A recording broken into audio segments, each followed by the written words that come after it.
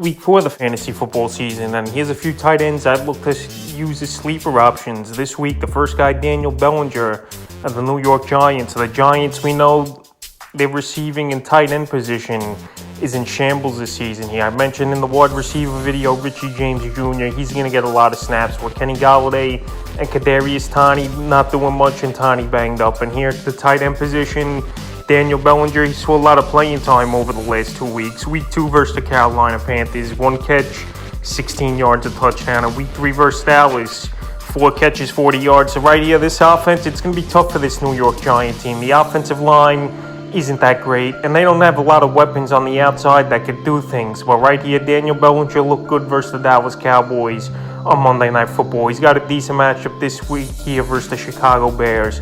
And it looks like this is a new era in New York where you got to earn your playing time. Just because you're getting a fat contract doesn't mean you're going to be on the field and playing the game, obviously, like Kenny Golladay we've seen. So right here, Daniel Bellinger, available in 99% of fantasy leagues. And if you're real desperate for a tight end, I think he's a guy that could be decent, anywhere from maybe 6 to 10 fantasy points this week. The next tight end's Will Dissly of the Seattle Seahawks. I keep mentioning Dissly week in and week out, and not a lot of people have gone out there and got him. Still available in 98% of fantasy leagues. And he's had 2 out of the first 3 ball games this season. Very solid. Week 1 versus Denver, 3 catches, 43 yards, a touchdown. Week 2 with San Francisco, only 2 catches in that one. And then week 3 versus Atlanta, 3 catches, 34 yards, and a touchdown. So it seems like his ceiling's been so far 3 for 30-plus yards and a touchdown. But right here, week 4, another good matchup of the Detroit Lions indoors. Where this Lion team, they don't really stop anybody.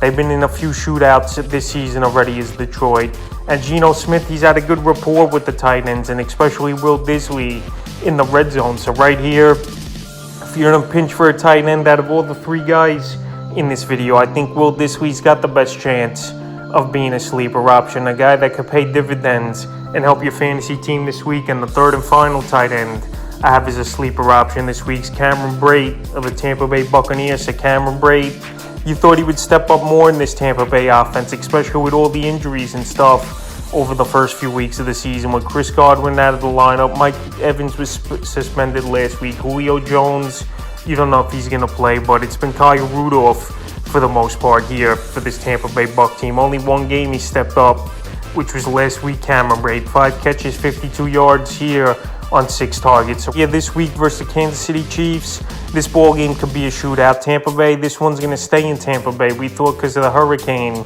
they were going to go somewhere else and play this ball game, but it's staying on Sunday Night Football. Mike Evans should be back in this game. Godwin, he's practiced a little bit, and Julio a little bit, but we don't know. But Cameron Brate, a few seasons ago, before Gronk and O.J. Howard came to town, was one of the better tight ends in fantasy football. I'm not saying he's going to be a week in and week out start, but right now, available in 96% of fantasy leagues. He's got Tom Brady as his quarterback, and if a lot of weapons are out once again in this ball game, he's a guy that could be a decent sleeper option this week. So that's a few tight ends I have as sleeper options for week 4 of the fantasy football season.